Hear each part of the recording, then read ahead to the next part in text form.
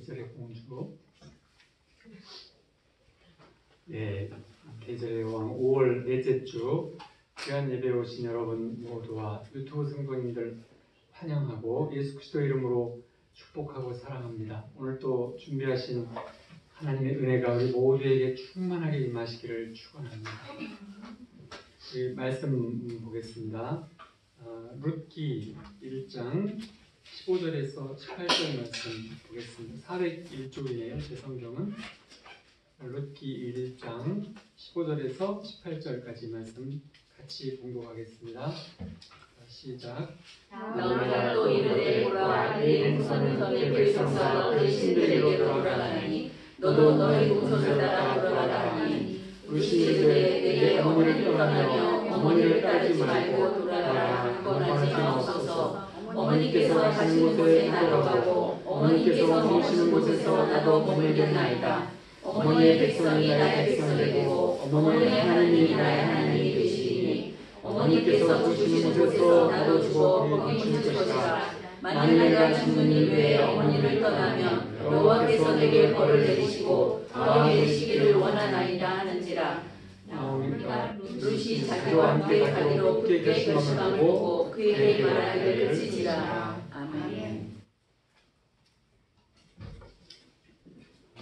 5월이 가정의 달이라서 거기에 맞는 주제를 한번 준비해봤습니다. 이제 어떤 철학 교수가 이제 사람답게 산다는 것이라는 책을 썼는데 거기에 이런 내용이 나옵니다. 누가 봐도 아름다운 여인이 있었는데 교통사고로 얼굴이 크게 다쳤다. 그러면 그 남자는 그녀를 예전처럼 사랑할 수 있을까요? 헤어져. 예. 당연히 예전처럼 사랑할 것이다. 사랑하는 마음이 사라질 것이다. 아마도 예전처럼 사랑할 것이다. 두 사람이야. 네, 아마도 예전처럼 사랑할 것이다가 80% 되고 나머지는 10% 정도 된대요. 사업에 성공한 백만장자의 사업이 완전히 기업이 망했어요. 그러면 그녀는 예전처럼 사랑할까요? 안 사랑할. 당연히 예전처럼 사랑할 것이다.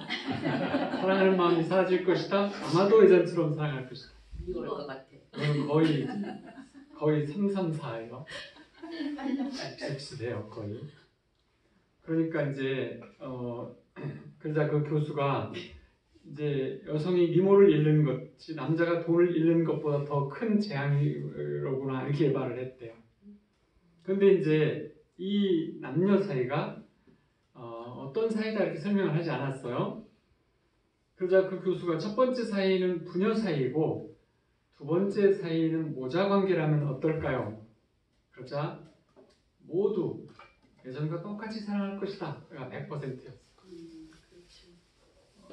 당연한 거죠? 네. 세상에 어느 부모가 자녀 사업이 망했다고 얼굴에 상처나 흉터가 생겼다고 마음이 변할 수 없는 것이죠. 그래서 부모의 사랑이 이처럼 신비롭고 귀한 것이에요.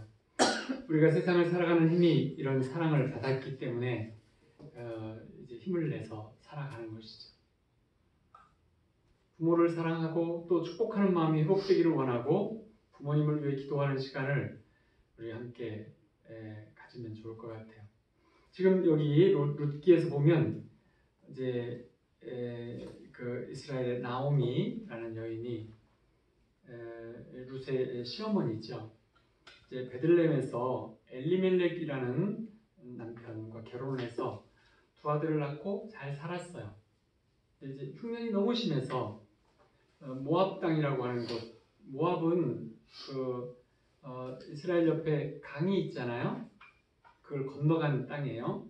거기에 가서 이제 이민을 가서 살았는데 얼마 안 돼서 이제 남편의 엘리멜렉이 죽고 두 아들은 모압 여인들에게 장가를 들었어요. 이방에.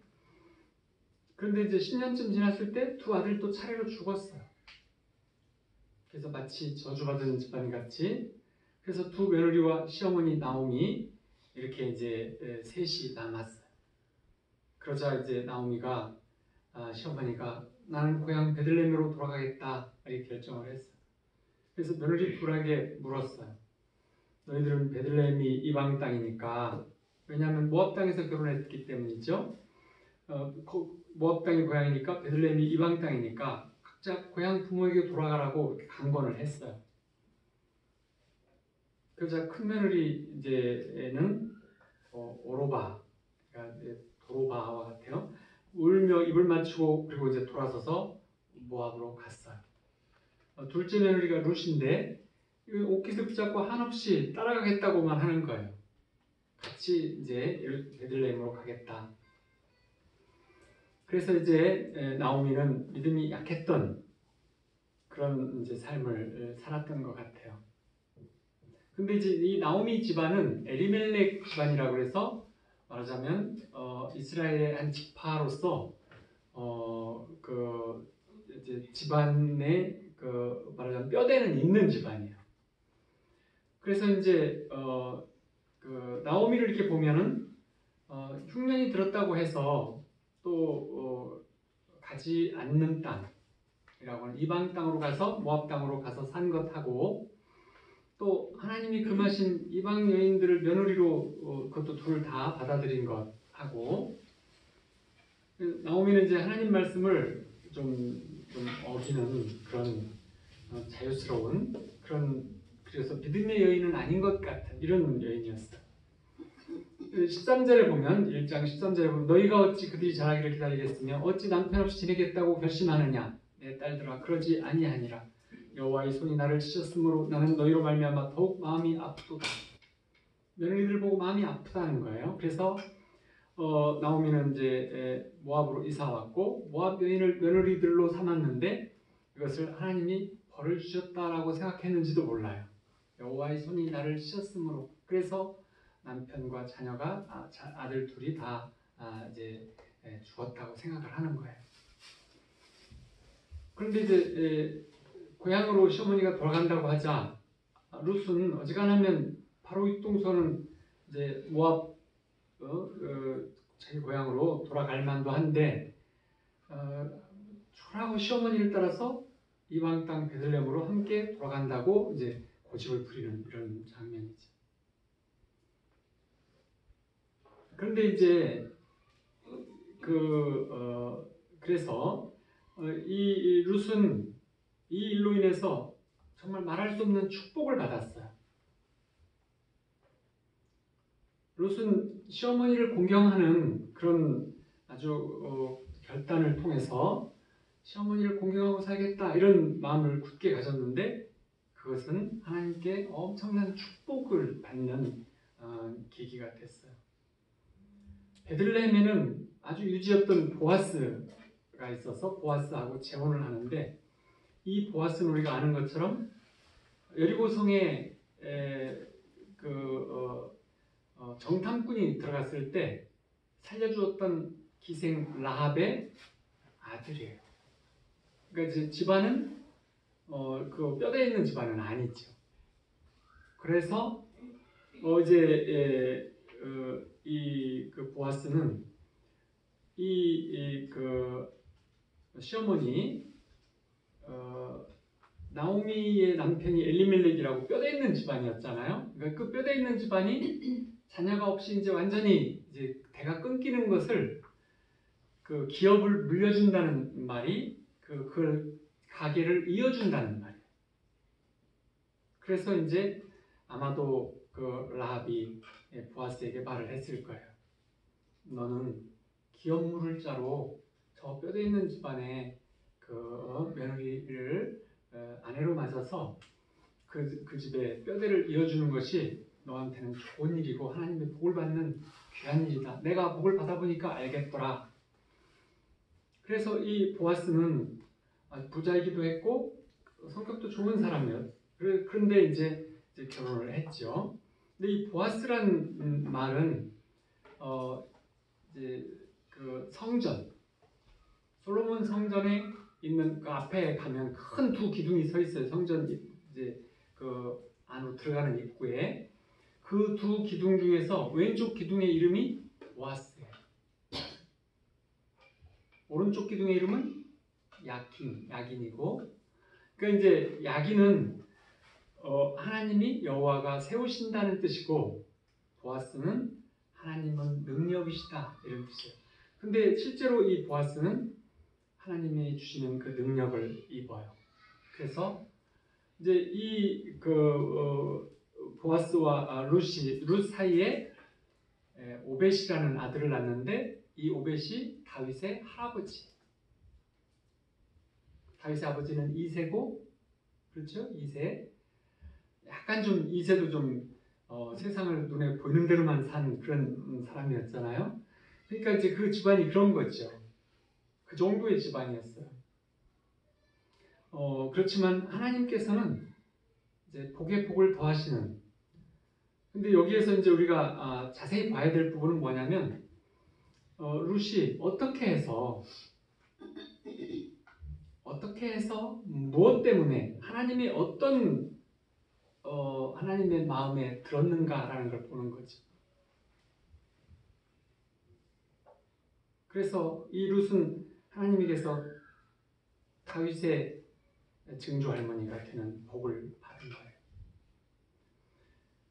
이제 그 계보에서 예수 그리스도가 태어난 걸 우리가 알잖아요.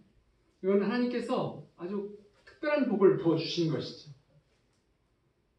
하나님께서는 룻이 시어머니를 섬기겠다고 하는 것, 그것을 하나님을 섬기는 것으로 여기셨어요.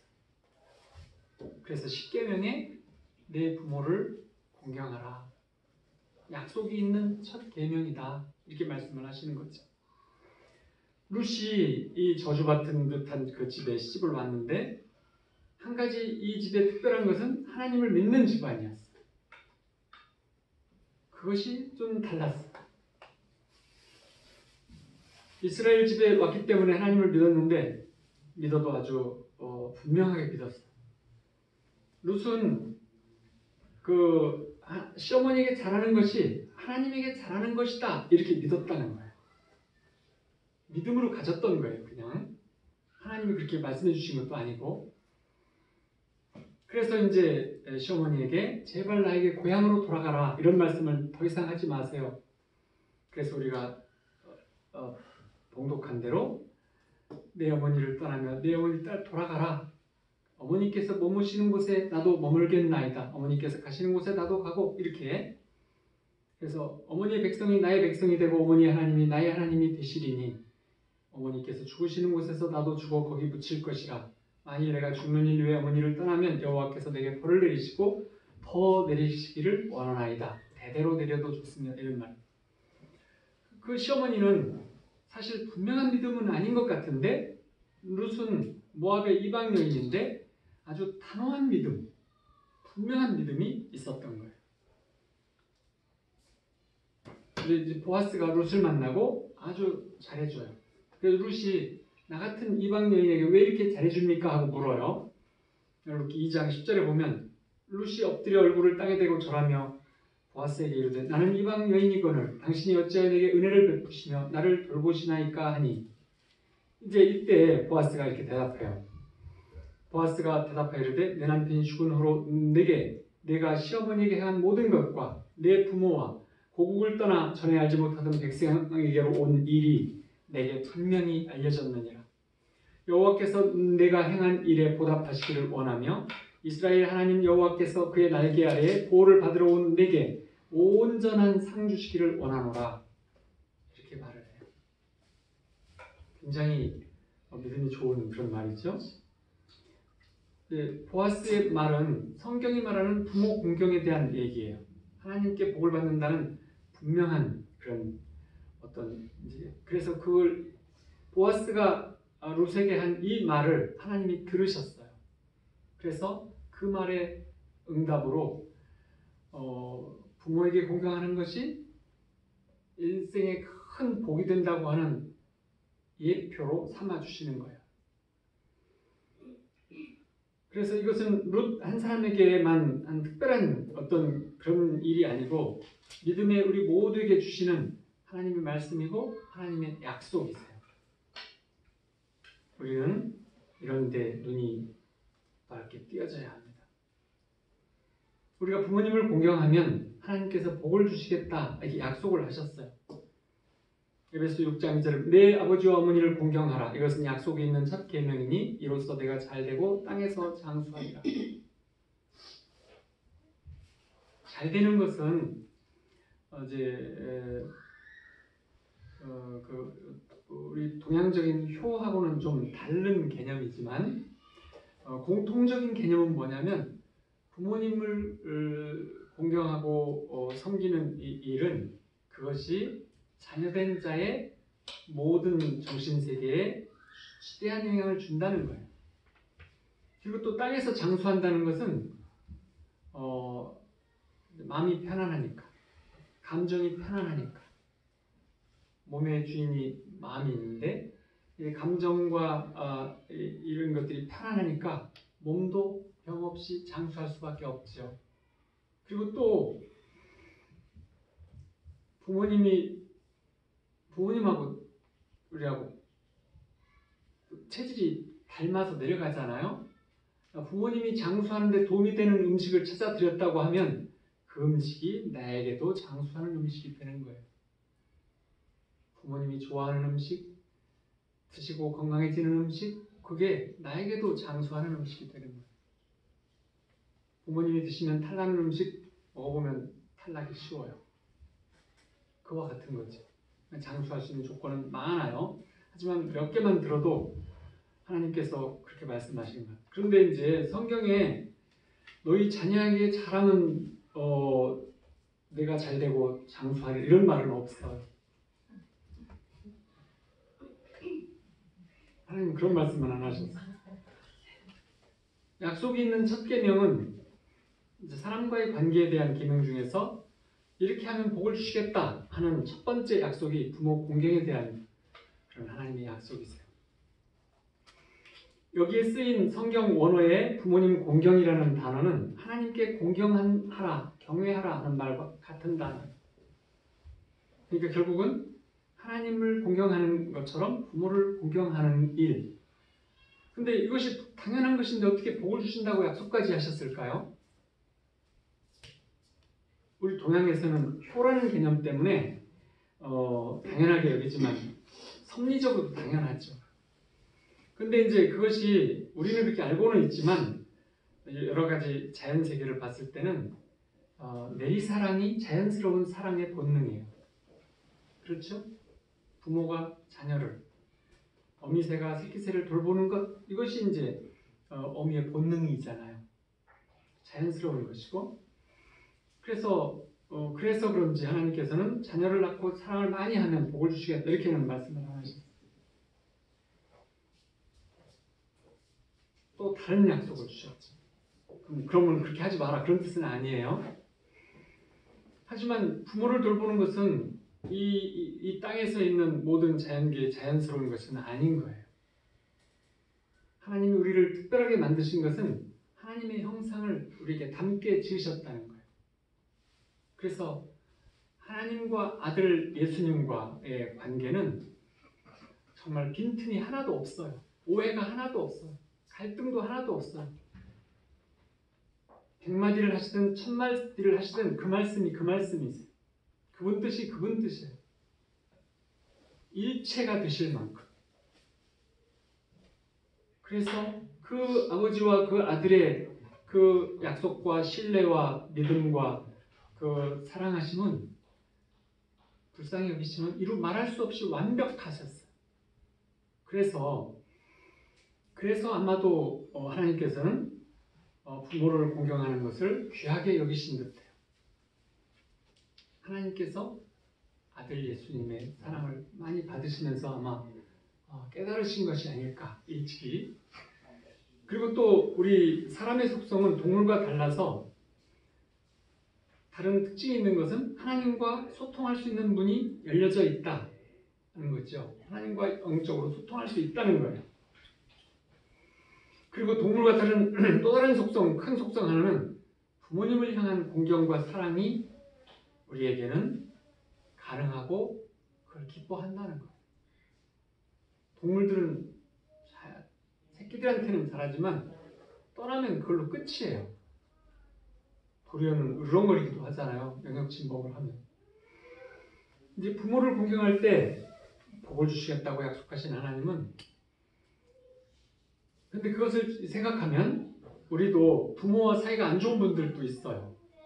그런 분들을 보면 부모님의 문제 때문에 그럴 수도 있고 자녀의 문제가 있을 수도 있고 서로 이렇게 얽혀 있는 수도 있고 이렇게 있을 수 있잖아요.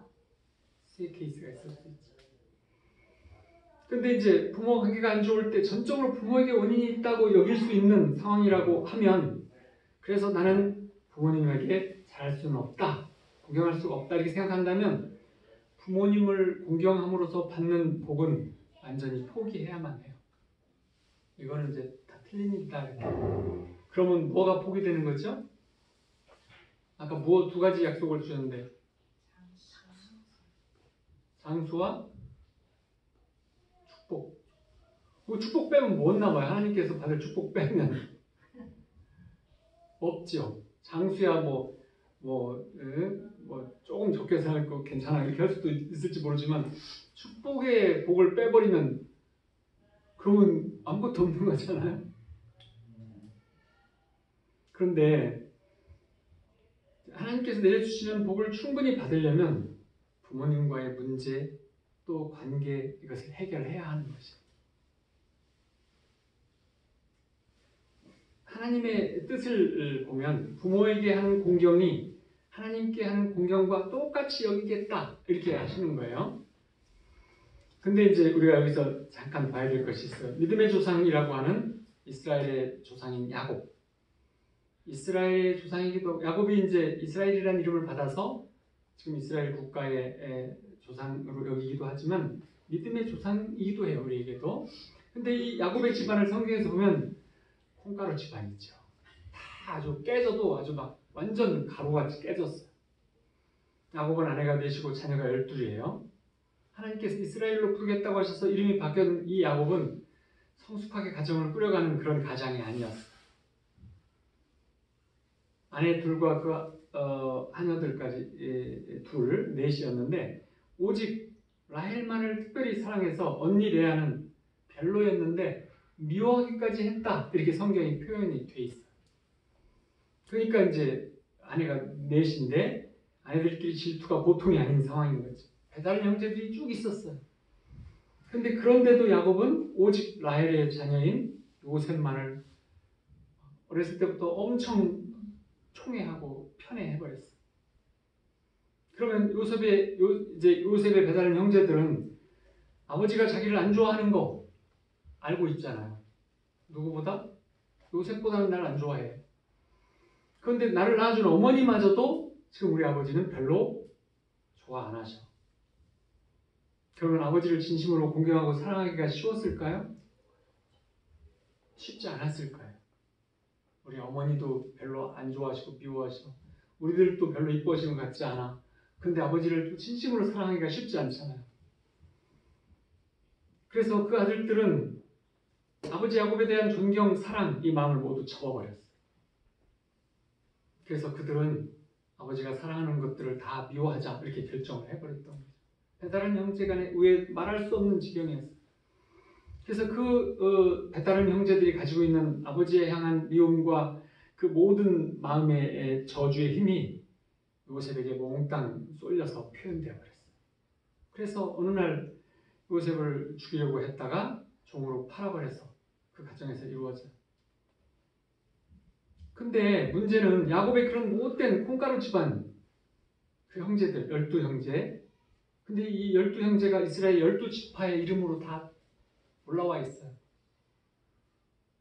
정말 난감하죠. 야곱의 집안을 인간적인 눈으로 보면 뭐 그런 자격이 어디 있어요. 감히 조상이 돼서 막 지파의 한 대표가 될 만한 그런 자격도 없고 능력도 하나도 없어요. 어떻게 보면 콩가루 집안의 형제들을 다 갖다가 네 조상 지파의 최고로 이렇게 삼아놨으니 답답할 일이죠. 근데 그 야곱의 집안 중에서 가장 피해를 많이 본 사람이 요셉이지만 요셉이 총리가 된 후에 형들을 용서하고 그리고 가족들을 다 품어주는 그 용서와 포용의 그 사랑의 힘에 의해서 야곱의 그 나머지 11자녀들이 모두 그 자녀들과 가정들이 다 바뀌어버려요. 요셉이 애굽의 총리가 되고 난 후에 먼저 아버지 용서하고 모든 형제도 용서하고 그렇게 하고 나니까 꼬였던 모든 인간관계들이 완전히 풀어지면서 그들 자신들의 가정들과 모든 관계들이 다 변화가 일어났어요. 요셉은 뭐 특별한 사람이었을까요?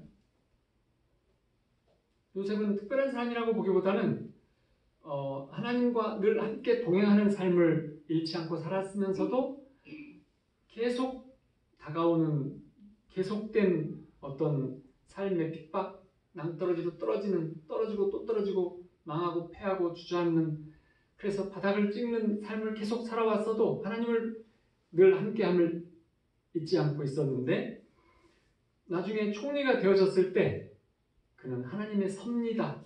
나의 삶은 하나님께서 주신 하나의 뜻이었구나. 그것에 쓰임받았구나. 이거를 알았던 거예요.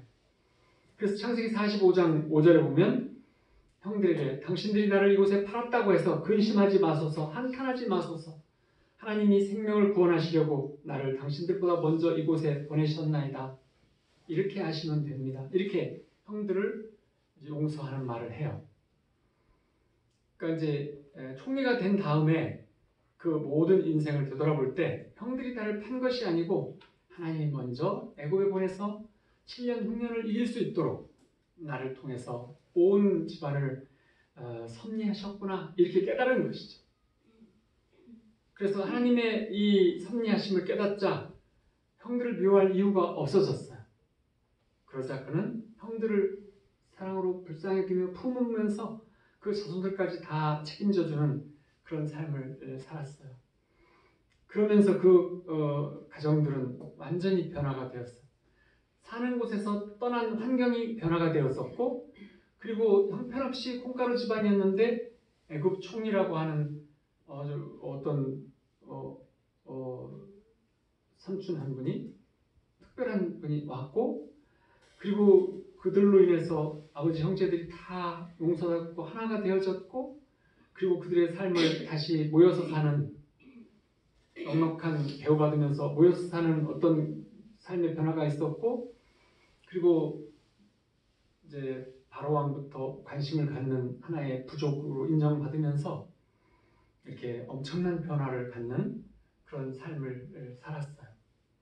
그러면 우리도 이제 저도 세계 최고 부강한 나라의 총리쯤 된다면 미국 대통령쯤 된다면 가정을 품고 살 수 온 집안 다 품고 사촌, 육촌, 팔촌까지 다 품고 살 수 있겠습니다. 이렇게 말할 수 있지만 근데 저는 총리는 그만두고 별로 복을 받은 게 없는데 그래서 품을 수가 없지 않을까 이렇게 반문을 하신다면 아마도 우리를 사랑으로 품으신 하나님이 슬퍼하실 거예요. 우리를 자녀 삼으신 하나님은 우리를 요셉처럼 또 야곱처럼 우리를 동일하게 도와주시는데 우리는 우리의 환경과 처지를 가지고 하나님 앞에 이유를 댄다면 하나님은 마음 아프실 수밖에 없는 것이죠.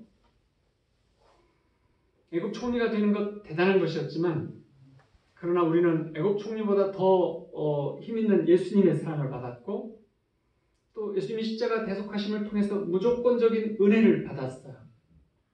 그래서 요셉이 베풀어준 은혜보다 우리는 훨씬 큰 은혜를 받았어요. 동의하세요? 네, 감사합니다. 하나님 사랑을 받았기 때문에 우리는 용서하지 못할 관계가 없고 치료되지 못할 상처가 없는 것이죠.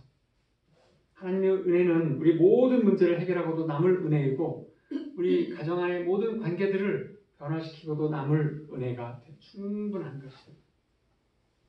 그래서 이 은혜를 받았기 때문에 우리 가정 내의 모든 문제, 모든 관계 이것들을 우리는 풀고 살아야 합니다.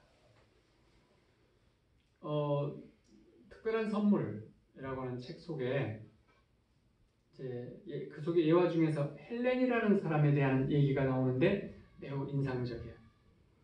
책에 나온 예화에 나오는 사람이에요. 이 헬렌은 이제 여성인데 이제 까다롭고 아버지 정이 없고 이분의 아버지는 언어폭력도 심하고 때로는 폭력도 있어. 그래서 그녀는 엄청 상처가 많고 그래서 집을 떠날 때 다시는 아버지한테 돌아오지 않을 거다 이렇게 결심하고 집을 떠나요. 그리고 이제 아버지로부터 상처가 너무 많이 받았어요. 그런데 이제 그렇게 살다가 이 헬레는 하나님을 만났어요. 좋은 교회로 인도함을 받고 하나님을 만나고 은혜를 입었어요. 그런데도 쭉 삶을 살아서 나이가 좀 들었는데도 이 헬레는 성질이 까칠하고 남들과 관계가 별로 좋지 않아요. 자녀들과도 굉장히 힘들었어요. 그래서 저희 교회 사모 같은 분을 만나서 교회에서 상담을 받았는데 여러 차례 받으면서 아는 것이 뭐였냐면 나와 나의 아버지가 너무 비슷하다라는 걸 깨달았어요. 나의 아버지가 나한테 했던 것과 내가 자녀들한테 하는 것이 거의 비슷했구나라는 걸 깨달았어요. 내가 정말로 싫어했던 아버지의 성격, 아버지의 나쁜 점들이 어쩌면 그렇게 그대로 닮았는지 상담을 통해서 분석을 하니까 내가 내 자녀에게 했던 것이 우리 아버지가 나한테 했던 것과 거의 같았던 거예요. 그래서 상담을 받으면서 이렇게 헬레나에게 말해줬어요. 아버지와의 상처가 회복되어야 당신의 성질이 변하고 관계도 회복될 것입니다. 이렇게 말을 해줬어요. 그 말을 듣고 고민을 하고 또 고민을 했는데 순종하기로 결심을 하고 이제 정말 만나고 싶지 않았던 아버지를 만나러 고향집을 멀리 찾아서 갔어요. 그래가지고 운전을 아침부터 저녁 때까지 해가지고 이제 힘들게 집에 가서 초인종을 딱 눌렀는데 허리가 바짝 굽은 늙은 할아버지가 나왔어요. 그게 이제 아버지였어요. 그래서 이제 정말 깜짝 놀랐어요. 어릴 때는 아버지가 막 거인 같았고 엄청 무서웠고 그랬던 아버지를 생각하고 있었는데 눈앞에 나타난 문을 열고 나오시는 아버지는 초라하고 늙고 이제 꾸부정한 아버지가 나오는 거예요. 그래서 그 아버지와 딸은 거실에 앉아서 이제 이런저런 얘기를 하는데 드디어 헬렌이 아버지한테 고백을 했어요. 저는 어려서부터 오랫동안 아버지를 미워하며 살았습니다. 이런 저를 용서해 주세요. 이렇게 이제 한참 고백을 하고서 쳐다보는데 아버지가 울고 있는 거예요. 어렸을 때는 전혀 보지 못하던 아버지의 모습. 한 번도 자신의 잘못을 인정하지 않았던 아버지가 눈물을 흘리고 그리고 이제 손을 잡고 내가 너에게 그렇게 못된 아버지였었느냐. 내가 너에게 그렇게 상처를 많이 주었구나. 그러면서 손을 잡고 우시는 거였어요. 그래서 이제 여러 시간 그리고 다음 날까지 여러 시간 이제 대화를 하고 이제 그리고 다음 날 집을 나올 때 현관에서 이제 나오는데 아버지를 이제 안아주었어요. 그러면서 아빠 사랑해요 이렇게 고백을 했어요. 근데 그 순간에 이 헬렌은 전기가 오듯이 마음에 깨달아지는 게 있었어요. 자기가 아버지를 싫어하고 미워했던 감정 저 밑에는 여전히 아버지를 그리워하고 사랑하는 마음이 가득, 사랑받고 싶었던 마음이 가득 있었다. 이거를 깨달은 거예요.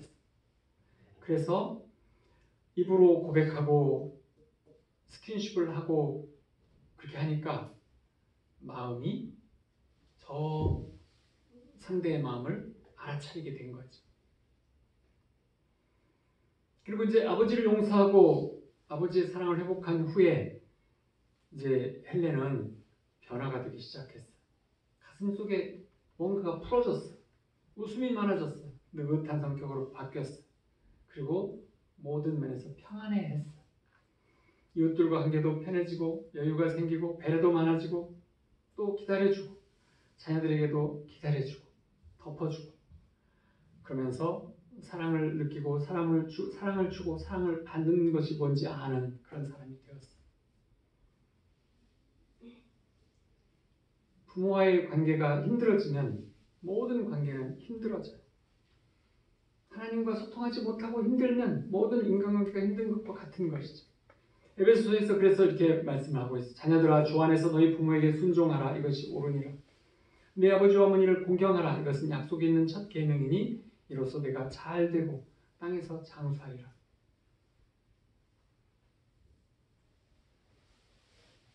주 안에서 순종하라. 이 말씀은 하나님이 주시는 힘으로 늘 예수님을 바라보고 예수님과 함께 하면서 주님이 하라는 대로 부모를 대하라 이라는 것이에요. 부모를 대할 때 죽게 하듯 하라는 것이에요. 주님이 이 깊은 내면에 배속 깊은 곳에 오셔서 함께 하시고 그렇게 하기 때문에 우리는 그렇게 할 수가 있는 거예요. 성령님이 원하시는 것을 우리는 행할 수 있어요. 부모가 자녀에게 줄 수 있는 최대의 것이 무엇일까요? 부모가 자녀에게 줄 수 있는 최고의 것이 무엇일까요? 어떤 분이 말했어요. 부모가 자녀에게 줄 수 있는 최고의 선물은 살아 계시다는 거예요. 살아 계시다. 자녀에게 말할 수 없는 복을 받을 기회가 주어지는 것이죠. 부모님이 살아계시다고 하는 것, 그것은 복을 받을 기회이고 복이 되는 것이죠.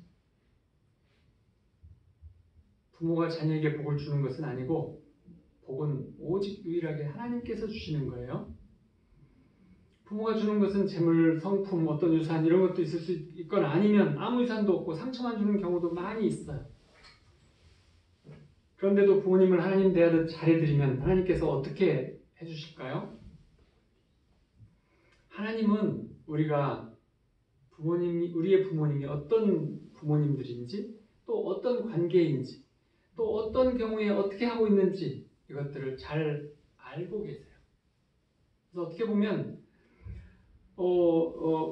나에게 잘해주는 부모를 만난 것이 복으로 알고 있을 수도 있지만 그 나름대로의 복이 충분히 있어요. 하지만 그렇지 않은 경우에는 도리어 더 많은 복을 얻을 수 있는 기회를 주신 것이죠.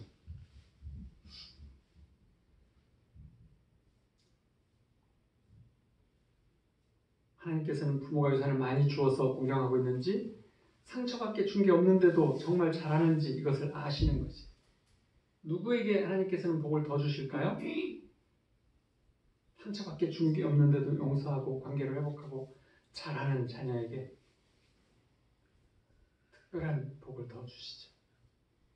이 모든 것을 잘 아시는 하나님은 우리에게 은혜와 축복을 더해 주시기를 기다리고 또 준비하고 계세요. 롯을 보면 씹을 왔는데 이 집이 아주 잘 되는 게 하나도 없는 집이었어요. 그런데도 하나님을 공경하는 시어머니를 끝까지 모셔야 잘 되는구나 이런 생각이 들었어요.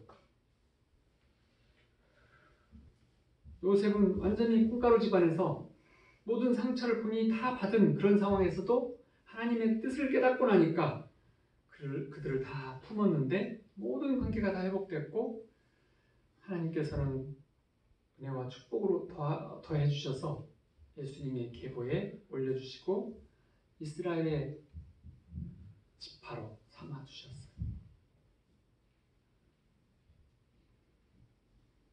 요셉은 아버지 야곱에게서 받은 축복이 뭐냐면 어렸을 때 사랑받은 거 말고는 축복기도 한 번 받은 것이 기도의 전부였어요. 성경에 한 차례 축복기도 받은 것이 나와요.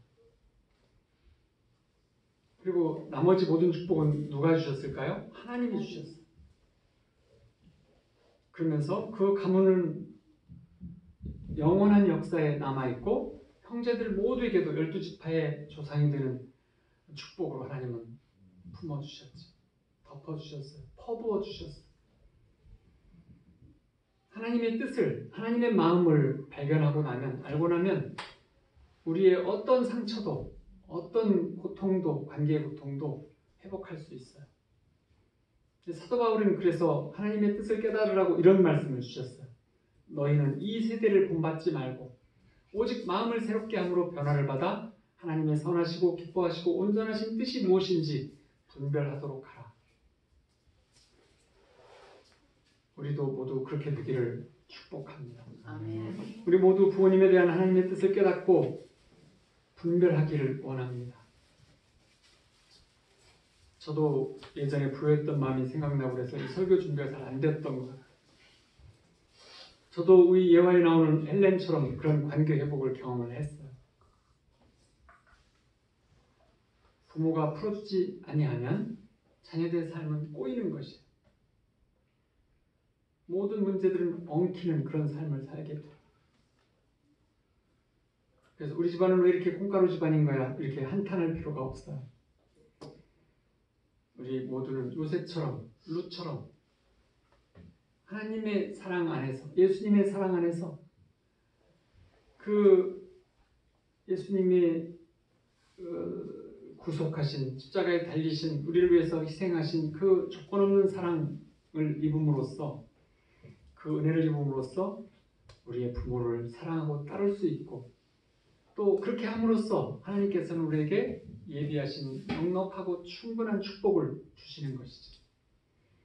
우리 모두 부모님과의 관계 회복을 위해서 이제 통성으로 기도하고 찬양 마치겠습니다. 자, 우리 함께 기도하겠습니다.